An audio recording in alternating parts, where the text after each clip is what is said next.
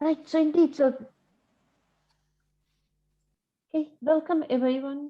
So this is an unusual seminar because we are celebrating the first anniversary of this COMSOC virtual seminar. So it was started as a response to our inability to travel and various cancellations, right? And it continued for a year with some changes of format and some unusual sessions, such as rump sessions. So we had one recently. And okay, so today we're going to celebrate. So after the first talk, so we're going to have a special little celebration in a format that I think is appropriate for the kind of online event that we have. And let me use this as an occasion to ask all of you to send us feedback about what you think how the seminar should continue, how it should continue for now, kind of while we are still in this pandemic, no traveling, working from home situation, and how it can possibly continue in the future, kind of when we also have room for meeting in the meet space. Can we still maintain this seminar, and which shape should it take then? So this week also, I guess many of us have received notifications from the COMSOC seminar, some positive and some negative. Yeah, I'm looking at you, Rashef and Bill. And after the seminar, I think Rashef would like to invite, so COMSOC seminar will also be in a mixed virtual and non-virtual format, because Israel, it seems at this point, mostly has left the pandemic behind. So there will be a physical meeting in Israel, I believe, but since most of us will not be able to reach it, so there will also be the program will be mostly online. Right, it will be online on a platform called Virtual Chair, which is something built on top of GatherTown. And after the seminar today, Rashef kindly offered to do a tour of that platform for us. Okay, so we'll get to that after the end of the seminar, and we'll have a little celebration just before the coffee break.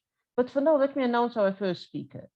So our first speaker is Phokion Kolaitis, who is at UC Santa Cruz and also IBM. His interest in computational social choice is fairly recent, but he's famous for his work in theoretical computer science, foundations of computing and databases. And today he'll be talking about semantics of complexity of queries on election databases. Welcome, Phokion. Thank you very much. I'll start sharing my screen.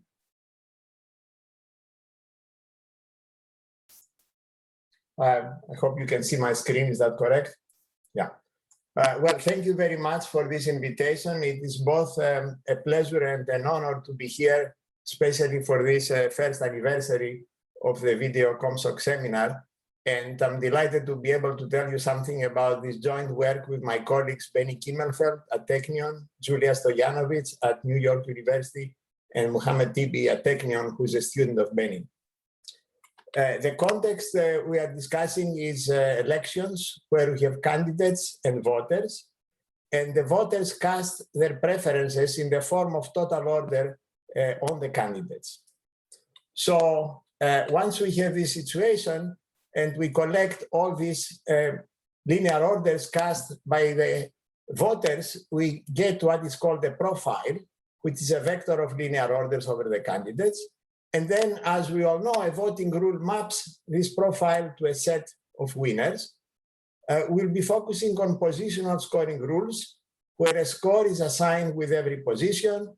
So from every voter, a candidate gets a score, then we add up the scores of the candidate, and then the candidates that have a maximum total score are the winners. We are all familiar with the standard examples of positional scoring rules, plurality and veto, their extensions to K approval and K veto, where K is at least 2, and the board account. Now, there are some standard assumptions that one makes about these positional scoring rules so that we have meaningful computational problems. The first assumption is that the positional scoring rule is really a sequence of scoring vectors, one for every number of candidates. And in each such vector, the scores are in decreasing order. we have done some normalization. So the GCD is 1. The first score is bigger than the last score to avoid trivialities, and the last score is 0.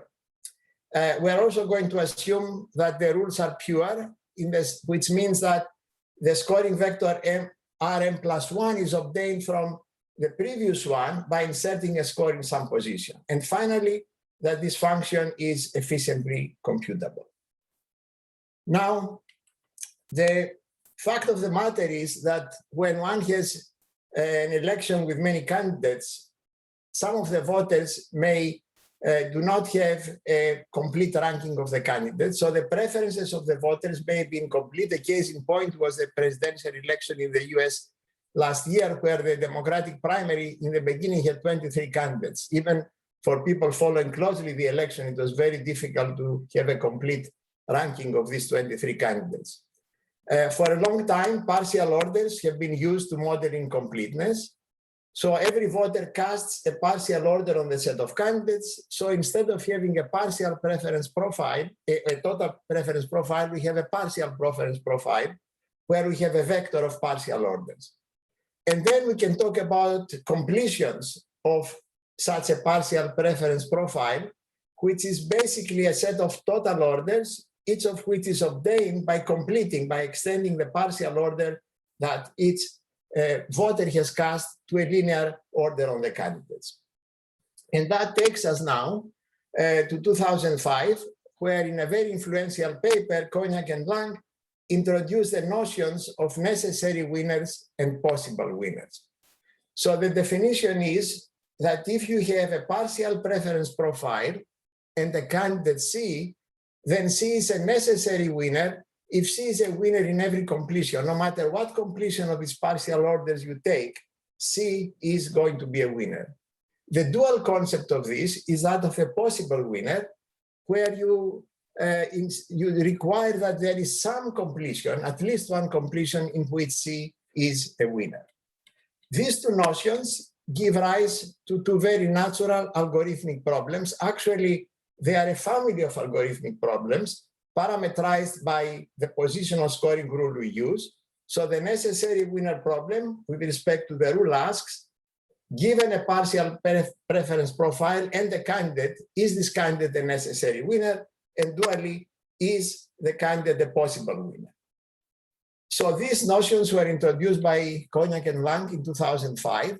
And then in the decade that followed, there was extensive work done by members of this community. Some of them I see there in the audience.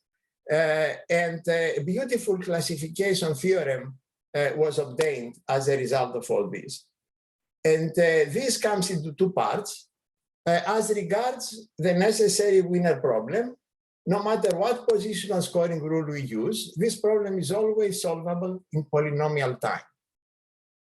When it comes to the possible winner problem, the situation is more nuanced. We have what one could call the dichotomy theorem, namely, if we work with the plurality rule or the veto rule, then determining if a candidate is a possible winner is solvable in polynomial time. But for every other positional scoring rule, including Borda, 2 approval, 5 approval, 3 veto, etc., is NP complete. And you can think of the last one as being the computational price one pays when one brings incompleteness into the picture. I call this a dichotomy theorem because it is very well known in complexity going back to 1975 that if P is different from NP, then there are problems of intermediate complexity, problems that are in NP, but are neither NP complete nor in polynomial time. This doesn't happen here. It is either in polynomial time or NP complete. So this is the background of that existed before we embarked on the work I'm going to report now. Our point here is that elections don't take place in the vacuum. There is a context in the elections because we have, especially these days, an abundance of information about the candidates and the voters. We know their age, their education, the net worth, the occupation of the voters, the age of the voters, and so on. And voters may have partial preferences, as we saw before. So this brings us to the definition of an election database. an election database is a relational database that has information about this context, together with partial preferences of voters are incorporated in this election database. And here is an illustration of what an election database looks like. The blue tables represent the relational context, and that's all we could fit in this slide. So for the candidates, we know their party, their net worth, the name of their spouse. We know where the candidates live, and for the voters, we know, for example, their age. So this is standard relational databases, but we augment these databases with a table of partial preferences, where for every voter, we have a partial preference among the candidates. In some cases, it could be a total order, that's perfectly fine, but in general, it's a partial order. Such an object is a compact representation of really exponentially many databases in general, where you get one such database by getting a completion of the partial profile that we have. The relational context stays the same, but we have a different table with total orders. Each of these represents a completion of this election database. And now, when you come from data management, as my colleagues and I come, you would like to ask questions against such a database. Before introducing the formal semantics, let me give you a flavor of what it's going to do. So we're going to address two questions. The first question is, what is the semantics of queries that one poses against an election database? And the second is, what is the computational complexity of queries posed against an election database? We have so far written two papers on the subject, one in ITSCAI 2018 and another one in POST 2019. And now we're working on a journal version to combine the two papers. So let's look at some queries. Does a Republican always win? That's a question in English that could be formalized by this formal query written in logic. Which cities are guaranteed to have winners from? Is there a winner whose net worth is less than $1 million, so that we don't have all the winners being millionaires or multimillionaires? Are there two winners who differ in the pro-choice issue? Notice that these queries have a similar syntactic structure, which I will give the formal definition later on. They are going to be called conjunctive queries with winner atoms. So what is the formal semantics of these queries? It's really a generalization of the notion of necessary winners and possible winners.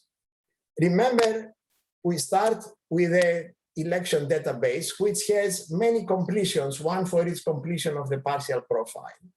So what do? We look at each of these completions and we evaluate the query of this completion. And then we take the intersection of the answers that you get from the evaluation of the query on each of these completions. This gives us the notion of the necessary answers. If we take the union of the answers, we have the notion of possible answers. Some of our queries may be Boolean queries, which means they have a yes or no answer. In this case, the necessary answers are true if the query is true on each of these completions. And in the case of possible answers, the query is true if there is at least one completion in which the query is true. So we have the notions of necessary answers and possible answers as an extension of the notion of necessary and possible winners. Now, with this in mind, let's go and revisit the semantics of the queries I had before. Does a Republican always win? That really calls for the necessary answers to this query. Is it the case that in every completion there is a winner which is a Republican? Now, it's very important to realize here that the semantics of this query is very different from the semantics to the query, is there a Republican which is a necessary winner?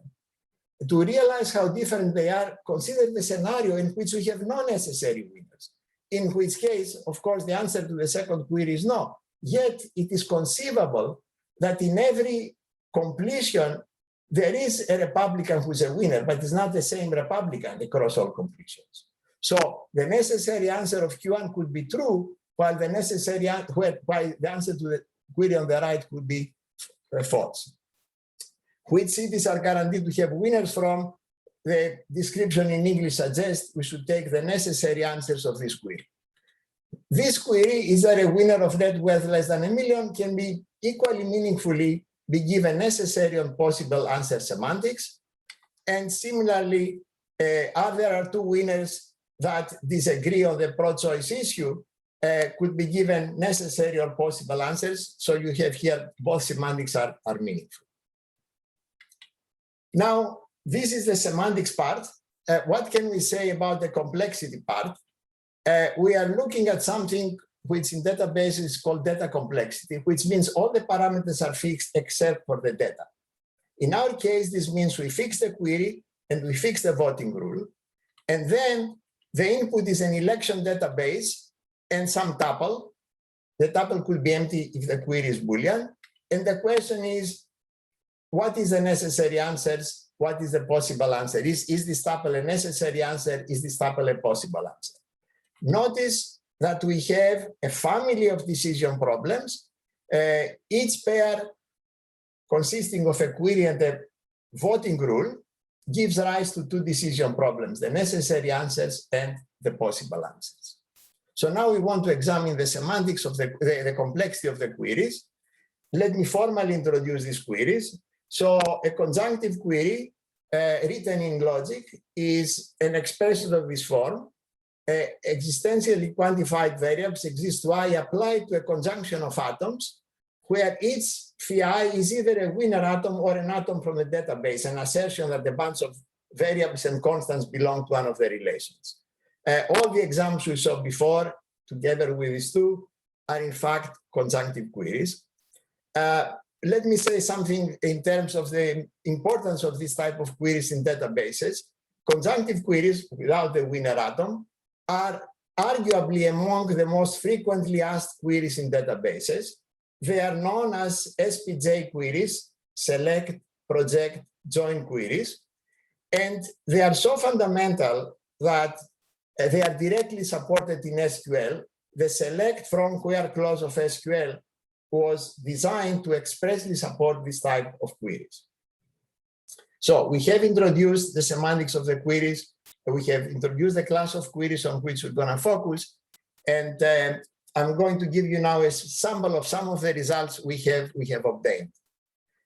Recall that the necessary winner problem is in polynomial time for every positional scoring rule. This was the first part of the classification theorem that we discussed before.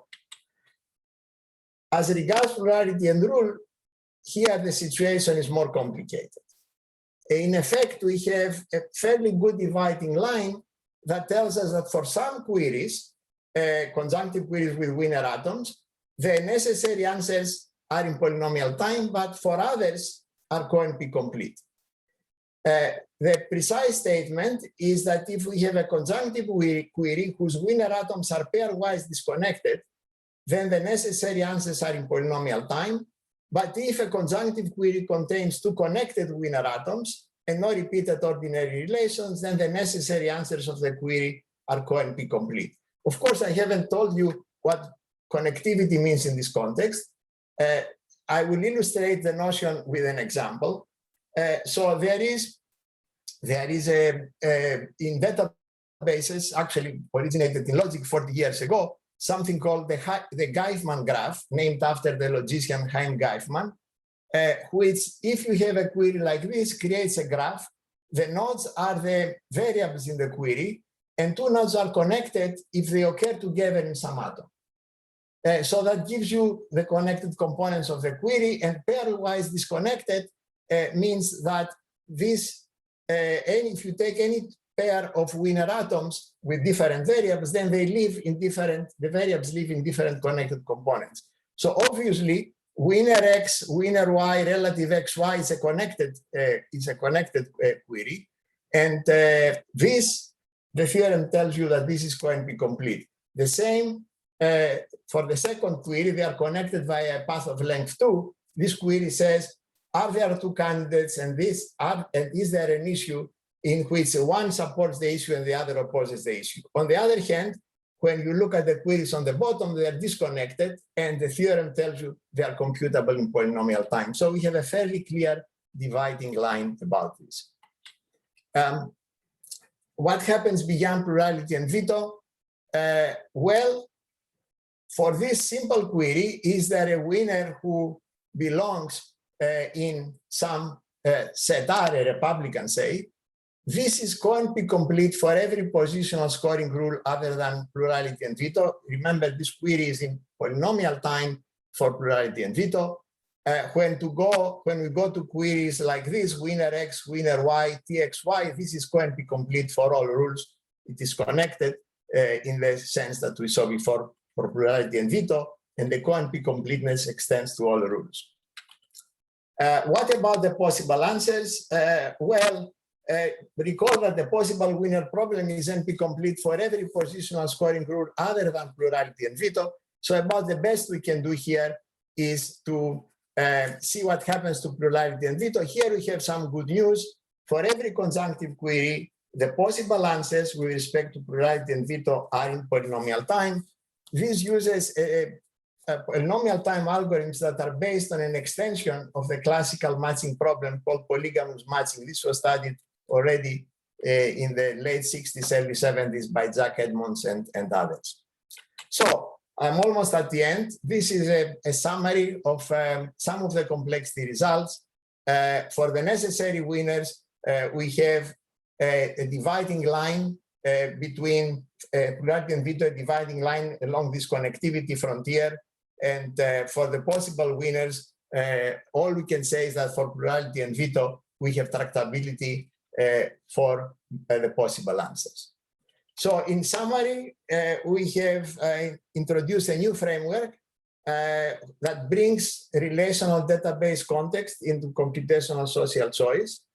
And we have gone from the necessary and possible winners to the necessary and possible answers.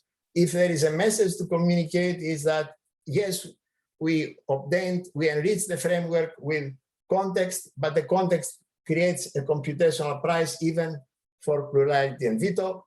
We feel we are just scratching the surface here.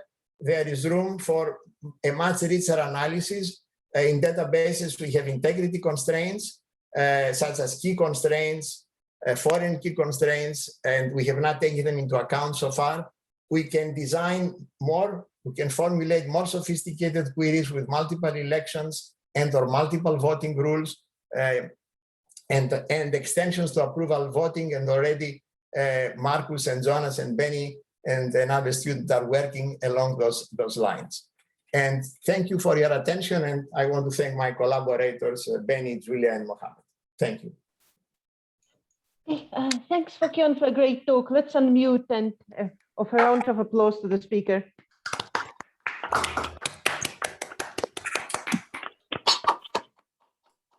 Okay, so the format we have here is that in the next, 10 or slightly less minutes, we can have questions both orally and in the chat. At the moment, we have 2 questions in the chat. So Phokion, can you see the questions in the chat? I can see the questions. Let me see. Right, so first is from Peter van Embdeboer, second is from Ulle. So if you can take them in order. Okay, so I can elaborate on the question. The point is that as far as my knowledge goes, all problems which are intermediate are artificially constructed by diagonalization. And throughout the field, problems which were not located either as being complete or polynomial turn out to go in one of the or the other direction. Mostly that they become polynomial after some time. So is there any reason why you expect that some of these database motivated problems could be intermediate? Thank you, Peter, for the question. Indeed, to this date, and almost 40 years after Ladner's theorem, we don't know of a single example of a problem of intermediate complexity, assuming P different from NP, right? We don't know. On the other hand, every time you come across a family of computational problems that are natural, you really have to sit down and do a dichotomy theorem. There is no escape of this. these are usually non-trivial results. A few years ago, we had a celebrated result that settled the dichotomy theorem for the constraint satisfaction problem. This was the Federer-Vardy conjecture. Now it's called the Federer-Vardy theorem, although it was proved by Bulatov and Zuk, because we cannot take for granted that the dichotomy exists. We have to prove it. So I don't have any. The natural problems tend to be either p-time or NP-complete, but every time one has to sit down and do the work. If I can add a word, then actually in these possible and necessary winner problems, we could invent really strange voting rules, which are, for example, scoring rules that for some number of candidates are plurality and for some are Borda. And we can actually implement fully delayed diagonalization Ladner style. So actually we can get these intermediate problems there. It's simply that then you are copying the unnaturalness from the Ladner construction. Of course. But the characterization theorem there is essentially avoiding this by making it somehow illegal. Thank you. That's excellent. Yeah. Okay, so the second question is by Olle in the chat. Let me see. I can also ask it. So yeah, on your table with the results in the lower right-hand corner, I was just wondering if you already have hardness just for the basic possible winner problem, for example, for Borda. Why do you need to even add this conjunction Rx? I think it was. Would you not even get the hardness without that already? Let me see what you're referring to. This one? No, the one with the red table at the bottom. I think it's yes. Okay. Yeah. In the lower right-hand corner, I was wondering if I remove the Rx, does it not then just become the possible winner problem?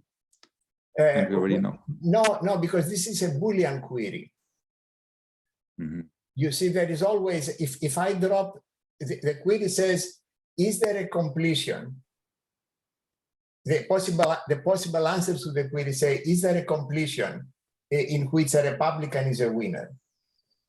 If I drop the Republican, there is always a possible winner. Okay, right? okay, you need okay, because otherwise it could replace it with Rx just is the name of a particular person. That'll be a different story. That we could drop. Yeah. Yes. But this is a Boolean query, and you have to prove it's hard. It's not difficult. You have to prove it's hard. Thank you. Okay. Yeah. Thanks. Other questions? Can you help me? We have a follow-up from Bill in the chat. Yeah, speaking as someone who doesn't know much complexity theory, your responses earlier suggest a question as to whether there are meta-dichotomy theorems that would encompass a lot of the specific known examples that are useful. I realize this is a little bit to the side of your topic. I'm sorry, can you ask again the question, Bill, please? Yes, you have dichotomy theorems in a wide variety of contexts. Yes. The question is whether you can wrap them together under, many of them together under a kind of a meta dichotomy theorem that would imply a large variety of them at the same time. It would be wonderful. I don't know. The first dichotomy theorem was Sheffer's dichotomy theorem for Boolean satisfiability from 1978. It's a fantastic tool. This was proved from first principles. Now we know a proof using universal algebra and post-lattice. The constraint satisfaction dichotomy theorem of Bulatov and Zuk has been proved with very sophisticated techniques from universal algebra. But you go to other areas where the dichotomy theorems have been proved with hard labor by doing reductions. The problems seem to have different nature. And every time, of course, the strategy is the same. You identify some cases that are polynomial time. And then from the infinitely many other cases, you try to do reductions from a small finite set. So that the general architecture of the proof is the same, right?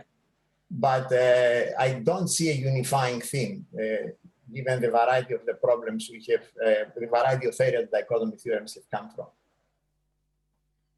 Thank you. Thank you. Anything else? Yeah, so do we have any more questions? You don't have to type, you can also raise your hand. or just speak up. If I can go on. Yes. Okay, I'm puzzled by the restriction on the database part of your queries. For example, if I would have a query, is there a possible winner which doesn't live in New York? It violates your syntax because it has a negative condition on the side of the database. Yes. So how serious is that restriction? Does the theorem become invalid if you would allow for more Boolean complexity on the database side? Yeah. So it's a little. You have to be a little bit careful when you introduce negation in databases, because the queries may become unsafe. So you have to phrase them in the form of the difference operation. You see, the databases do not have in logic. We have a universe of discourse over which our quantifiers range. In databases, the universe of discourse is not made explicit because that goes back to TED Code. The original conception was that the databases are dynamic objects that may change. We don't want to commit a priori to a universe of discourse. So you cannot say, give me all the people who are not Republicans. I mean, when you do it in database theory, this could be an infinite set. So on the other hand, if you could build in the database the cities who are not different from New York, and then you could express your query. Perhaps Benny has more to say on this. Benny, do you have any comments on this? Yeah, I think a lot of these examples of the negation, you can actually make the translation to the positive side, because not being in New York well means being in another place if you have the constraints that you need to be somewhere. So the question is, if you say it lives somewhere that is not in New York, you can translate it into a query that has not negation but say inequality. Yeah. So with inequality we can live, because you just add a positive atom basically of all of the different pairs. Pairs are distinct.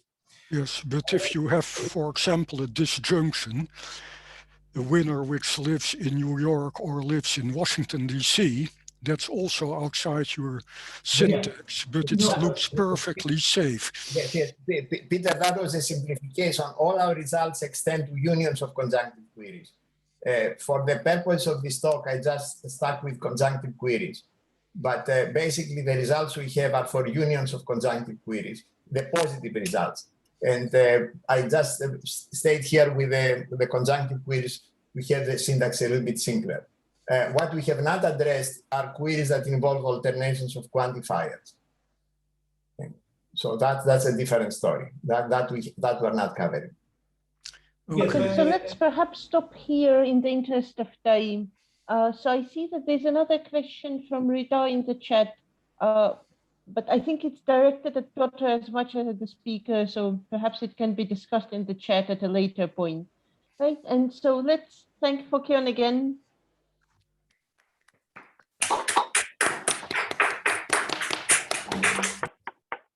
Right, and now let's move to the official celebration part for this seminar. So to remind those of you who joined late, it's a 1-year anniversary of this seminar. So let me start by thanking my co-organizers, Ulle Enders, who is frankly the engine behind this seminar working so smoothly, Bill Zwicker, Vincent Merlon, and our technical secretary, Dominic, who had to wake up early in the morning by his standards anyway to make sure we all have a proper Zoom connection. Okay, so thanks to my co-organizers.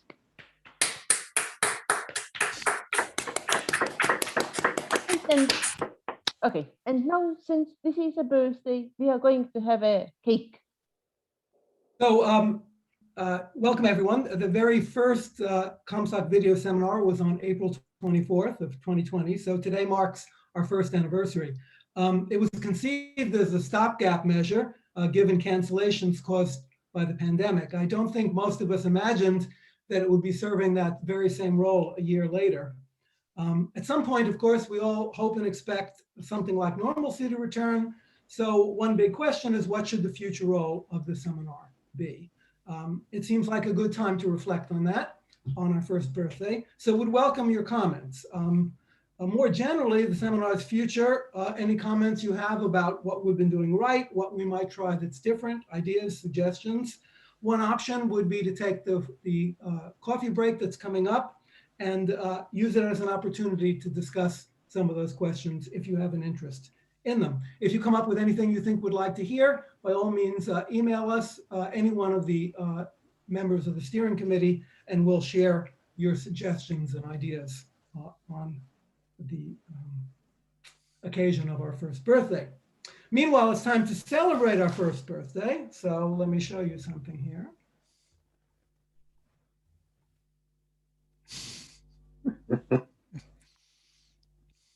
Now to get a better picture of what's going on. Amazing. Perfect. Okay, so I worked on fair division in the 90s, and I would get occasional complaints from referees saying that they were annoyed at my complicated notation. They were particularly peeved with my notation for the number 1 that you can see here. The relevant topic, though, seems to be fair division with entitlements. So the question arises, who's entitled to what? Before I actually cut the cake, I do want to thank Casey Sheridan Smith, who actually made the cake. She's a fancy cake decorator. And if the next time you're in Schenectady, if you want a fancy cake, I highly recommend Casey Sheridan Smith. So now I'm going to cut the cake. I haven't actually tried this before. I don't know what it's going to work like. It's a very dense cake. And there are 2 slices. One of them is for me, and one of them is for the rest of you. At this point, we'll move things off screen, and you can imagine which ones I'm sending electronically and which ones I'm keeping to myself. Okay. So that's it for the birthday celebration, folks. Okay, thanks, Bill. So I hope, yeah, so we now have a coffee break, so the cake, real imaginary, will go very well with our coffee, real or imaginary. So the mechanics of the coffee break is that Dominic will now distribute us to virtual rooms, right? And we have a few minutes. I think, is it 10 minutes or 15 minutes? I keep forgetting. 10. 10 minutes. So we'll have 10 minutes to chat in smaller groups, right? And this seminar, we have a specific topic to discuss, I suppose, the future of this seminar. So of course, feel free to discuss other topics. So I hope many people will join, right? And after that, see you back for Judy Goldsmith talk. Okay. Okay, welcome to the second talk of our anniversary seminar. Our second speaker is Judy Goldsmith. So I realized that there's more than one thing that our speakers have in common. So first I thought of it as our North American seminar, because we had to start an hour later to accommodate, well, Phokion in particular, who is on the West Coast, right? And now I realize that both of our speakers today have their backgrounds in, hardcore theoretical computer science. So in Judy's case, in particular, complexity theory, right? And they then gravitated to computational social choice. So Judy quite some time ago, and Phokion, I think, more recently. Okay, so Judy's talk will be about social network software.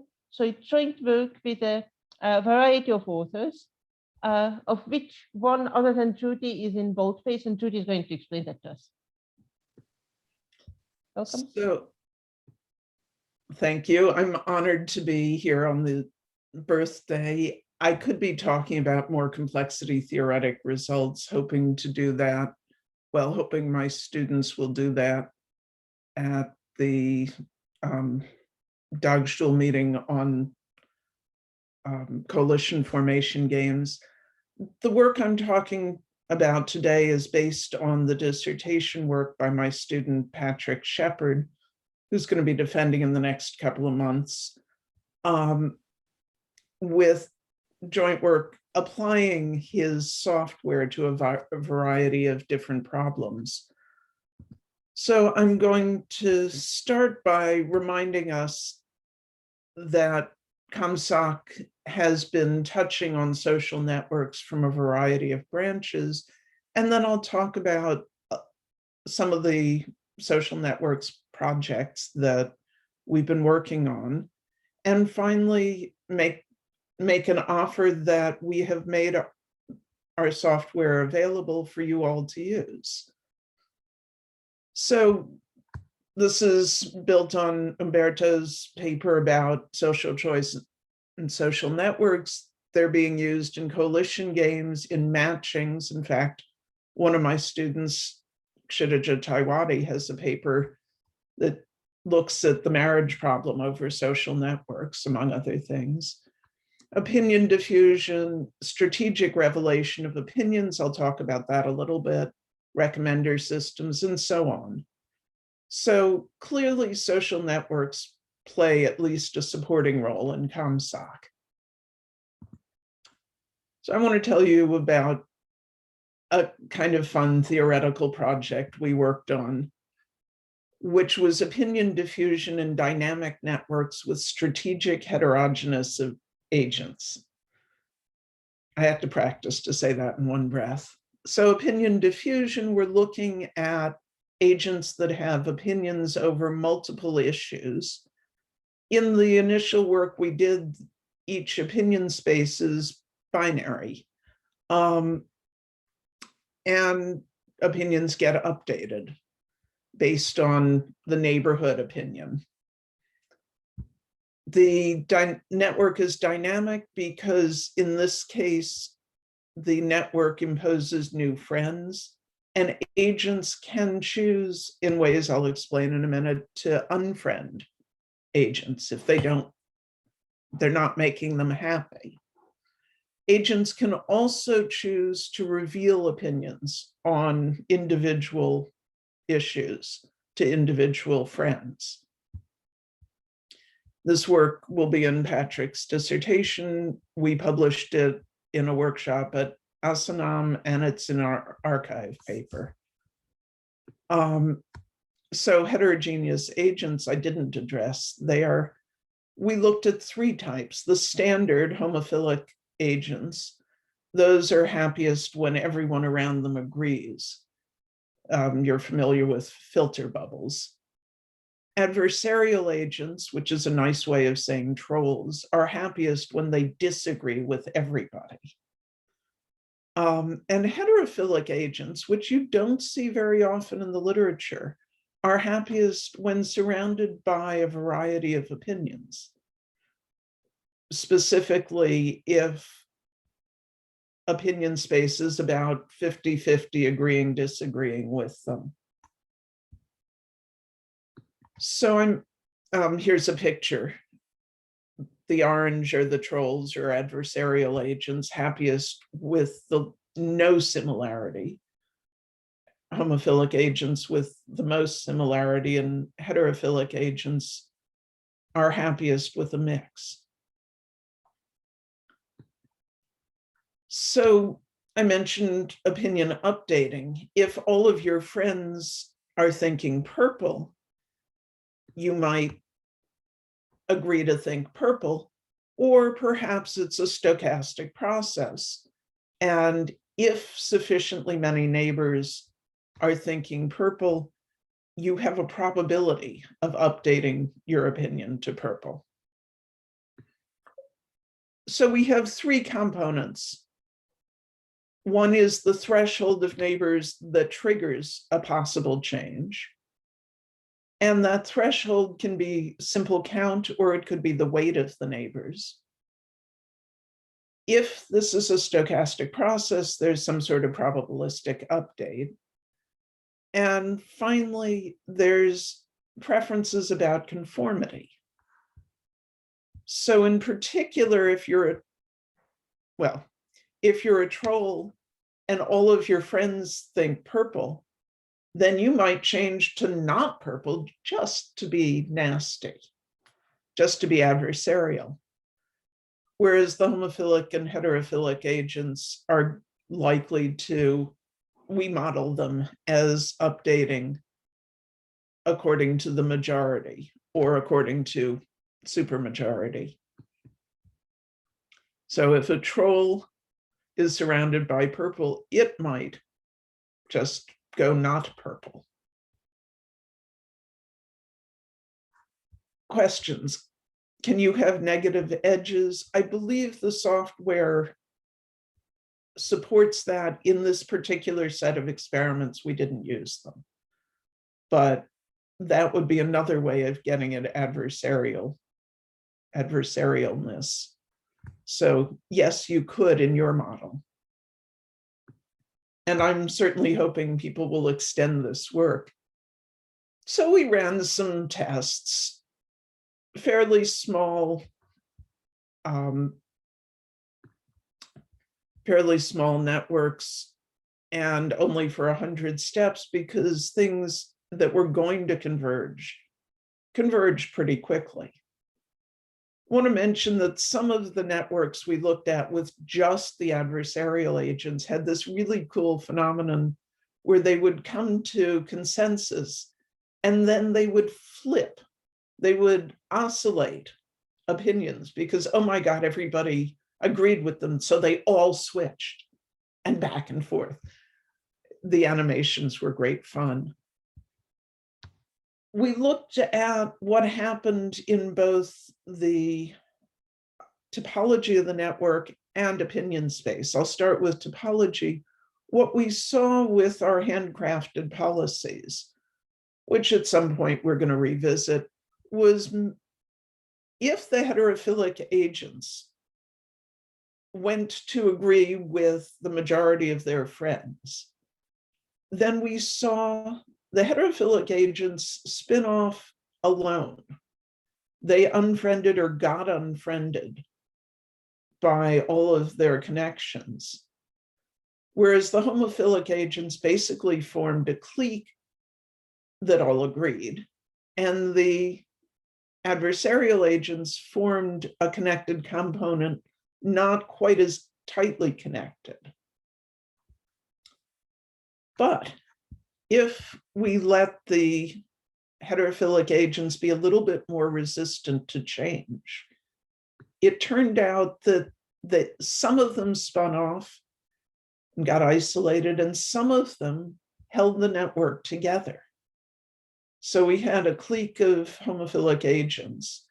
We had a connected component of adversarial agents, and in between were some of the heterophilic agents.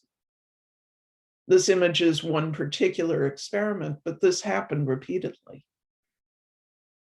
So isn't that interesting? We have not, does the starting network matter? Probably. Haven't explored that fully, but that's a lovely question. Any other questions? So when you're, well, let me answer this differently because there are two meanings of homogeneous. If you start out with the homophilic agents in one cluster and the adversarial agents in another cluster that's unconnected in any way, they're not going to connect because the only friending that happened was triadic closure. There are a lot of other ways to do connection, exogenous or endogenous, such as similarity of beliefs, of opinions, and that could lead to something interesting. Yes, Alan, occasionally the homophilic agents will cluster by opinion. That happens more in bigger networks, what we've seen. So a little explanation of these pictures, the non-colored in dots, or all of the dots actually, are where opinions started. The placement in space has to do with graph layout, not to do with opinions. There are 16 nodes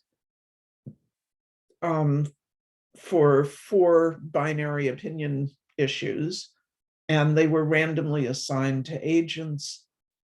In the homophilic case, all the agents ended up in one clique, and they all agreed. The heterophilic agents rather caused more disagreement, more possible cases. I don't see the image because it didn't fit on the page nicely. As I said, some of the adversarial,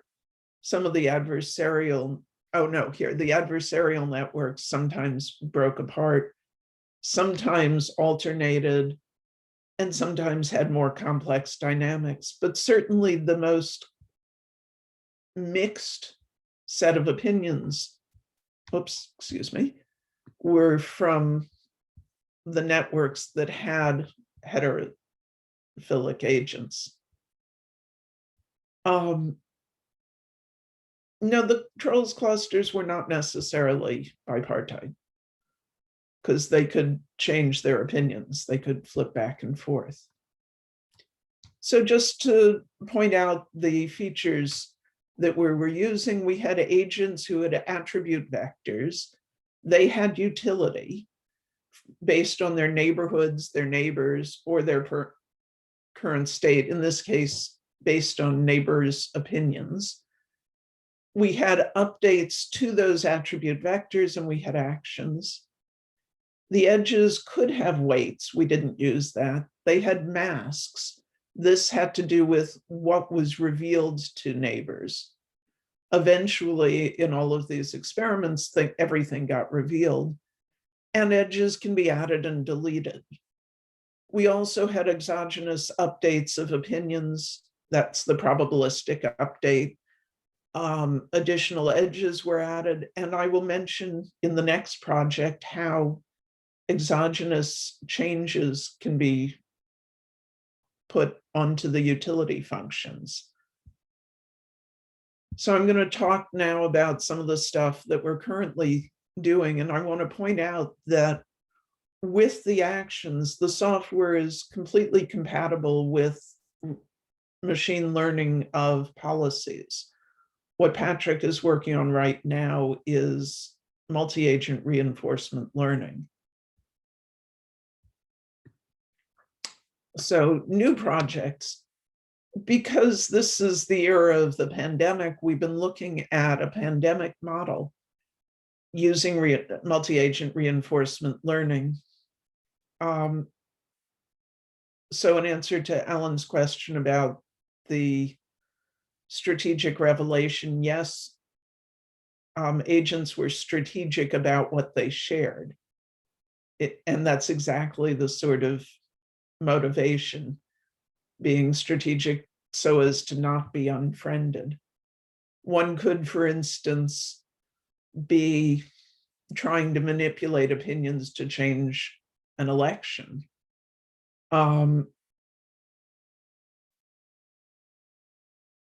We've considered a number of different ways of modeling opinion space. This is certainly doable with the software.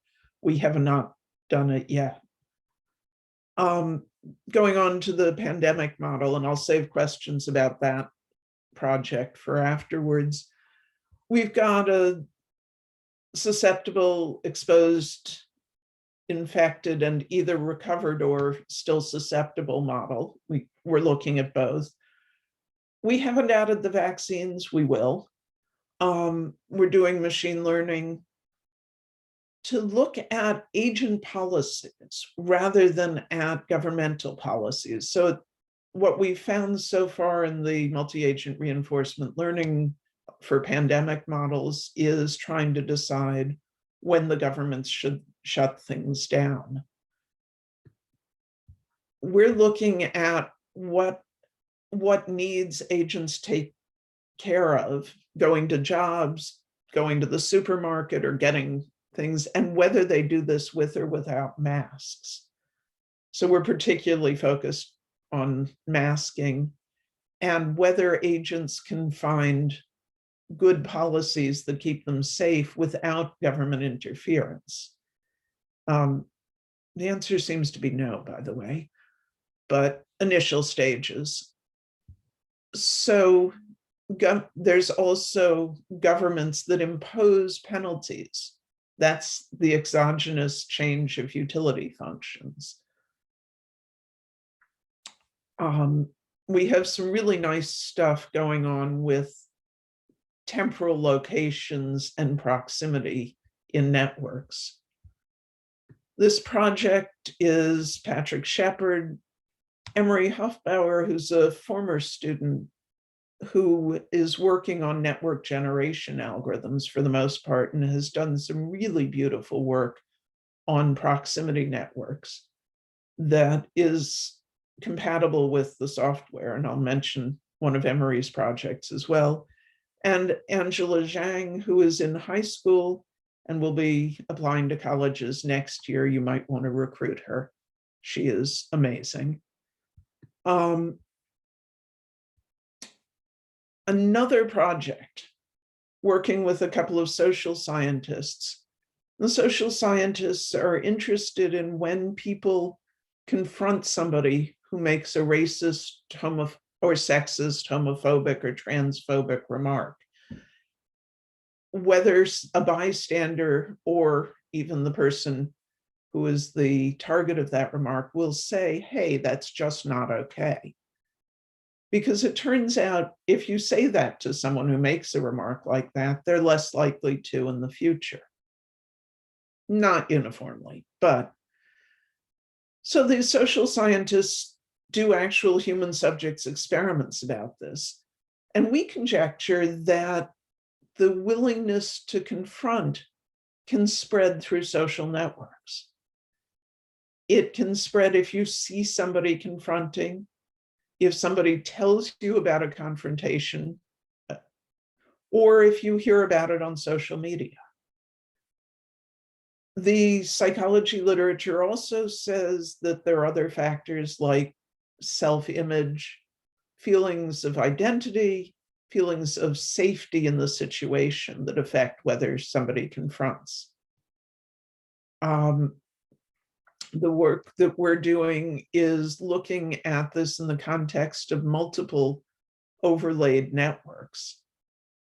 Proximity network, word of mouth network, possibly multiple social media networks. This is a bigger project. We're working with Isaac Botts, who's my PhD student. Abby Folberg's been a gender and women's studies and psychology postdoc. She'll be at the University of Omaha. Emory, Dr. Jen Hunt, who's a professor in gender and women's studies and psychology. Mia Weaver is an undergrad. She's off to grad school at the University of Wisconsin. Patrick is off to teach at Berea College. Hannah Hanfrush works in networks in our department, faculty, and hopefully will stay. So I just want to say we're really lucky to work with very quantitatively oriented and fabulous social scientists. And to summarize, we've got software, which I'll put these links in the chat. We hope that you will use our software. I like when I'm traveling to put a little bit of local color into my talks. And since I'm not traveling, Lexington has a buffalo on the loose this week. And here are some references to papers. If you search on Patrick Shepard and Judy Goldsmith, you will find the second and third.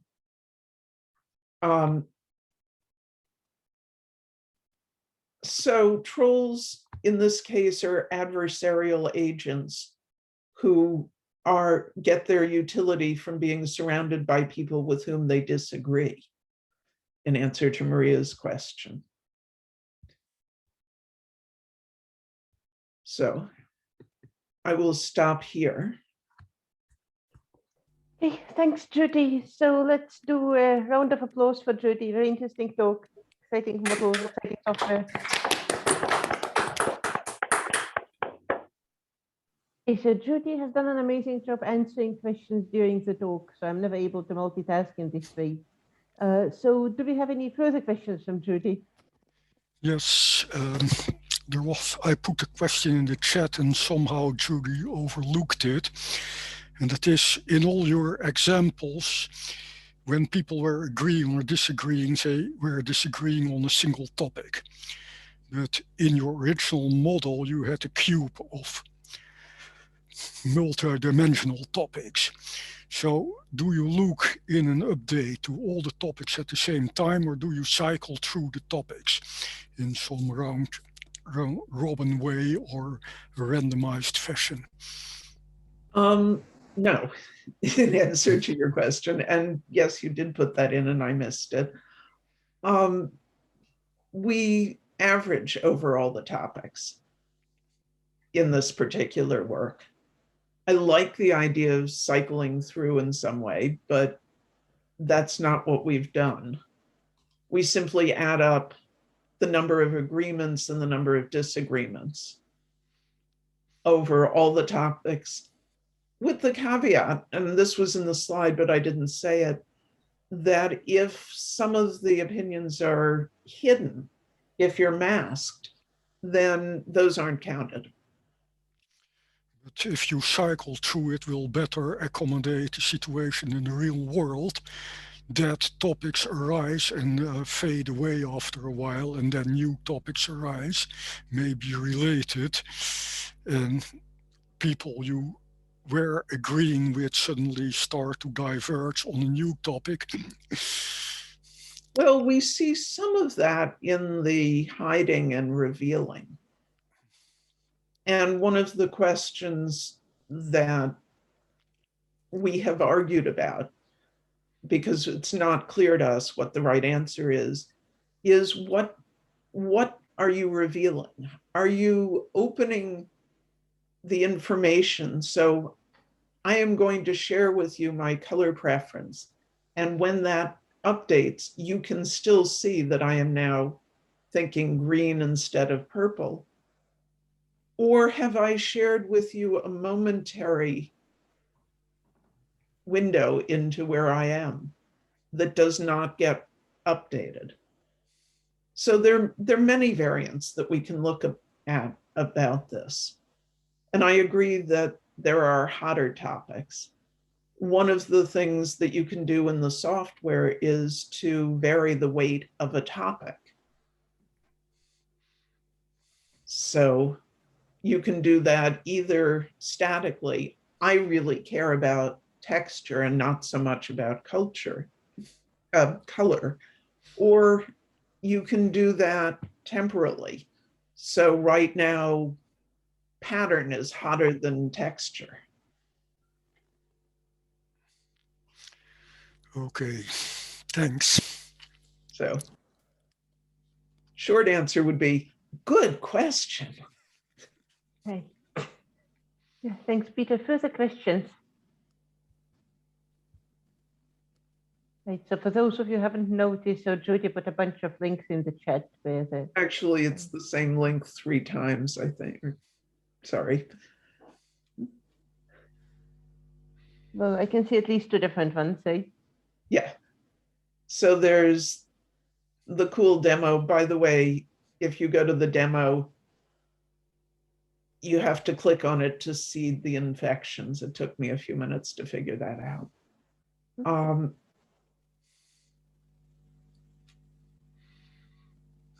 So I think, yes, I don't see any questions at this point, so let me ask one myself. So the agents in your model, so they optimize myopically. So is there room for making them non-myopic? So in the initial work where we handcrafted policies, you're right, they were quite myopic. And I think that's why the heterophilic agents spun off. But in the COVID work, in reinforcement learning, that's really the benefit of reinforcement learning, is that over time it learns to an agent learns to optimize long-term expected utility. And how long-term depends on the discount you put on future rewards. But in that case, much less myopically, if we've done the model right. Okay, thanks. So let's thank Judy. In fact, let's thank both of our speakers again. So that's the end of the seminar. But before people start leaving though, so as I mentioned at the beginning of the seminar, so for those of you who are planning to attend COMSOC virtually and would like to get familiar with the environment, virtual chair, so Reshef offered to give a virtual tour. So let me see if I can put the link in the chat that he sent me, or maybe I can ask Reshef to do that. Okay, so this is the link to the Gather Town room, which has a very similar look and feel to what COMSOC will be like. So Reshef will be there and he'll be happy to explain how it operates. Okay, that's it for today. Thanks everyone. Thanks for showing up and happy birthday to the seminar. Announcement maybe? Yes. Oh yes, that's right. Last announcement maybe? Yes. So just to tell you that we'll have a break because we'll have the next meeting in 3 weeks from now. It will be on the 14th of May because there is MS in between. So I guess many people will be busy with MS. So we'll meet on the 14th of May and we will have 2 talks by Julia Stojanovic and Simina Branzei. So I will be your guest on the 14th of May. That's it. See you in 3 weeks.